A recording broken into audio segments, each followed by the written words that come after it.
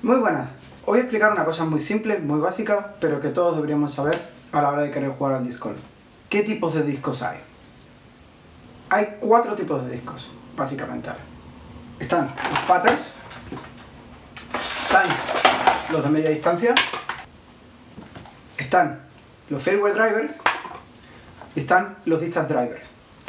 ¿En qué se diferencian los 4 discos y para qué se utilizan? Es bastante importante.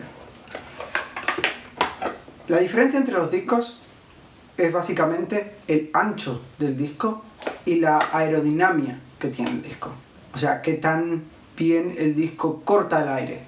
Cuanto más corte el aire el disco, más lejos llegará. Para empezar, los de más corta distancia se llaman putters. Como podéis ver aquí, el putter tiene un perfil bastante ancho. Siguiendo están los de media distancia. Como podéis ver aquí, el perfil es un poquito más aerodinámico. Siguiendo tenemos un fairway driver y por último un distance driver. Vamos a comparar entonces un midrange con un putter.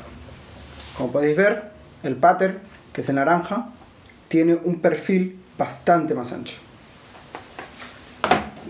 La diferencia entre uno de media distancia y un fairway driver también se puede apreciar en el perfil. Y entre un fairway driver y un distance driver podéis ver que el distance driver, que es el amarillo, es bastante más fino. Tener distintos tipos de discos nos permite ajustar la distancia así como la precisión. Cuanto más aerodinámico sea el disco, menos precisión vamos a tener. ¿Por qué? Porque le va a afectar mucho el viento. Con uno de media distancia tendremos un poco más de precisión y con el putter muchísima más precisión. Por supuesto estamos hablando de tiros cada vez más cortos en distancia. El putter también, aparte de para hacer los últimos acercamientos, se utiliza para hacer el último tiro. Por eso decimos que el putter es el que más precisión tiene, porque es el que te va a dar esa capacidad de apuntar y meterlo. Lo último que quiero contar es cómo utilizan los profesionales los discos y cómo utiliza la gente que es un poquito más amateur. Los profesionales normalmente tiran un putter hasta una distancia de unos 80 a 100 metros. Si no eres Simon Lizotte en Waco, que tira un putter, un P2, que es lo que tengo en la mano yo ahora mismo, 150 metros el bestia.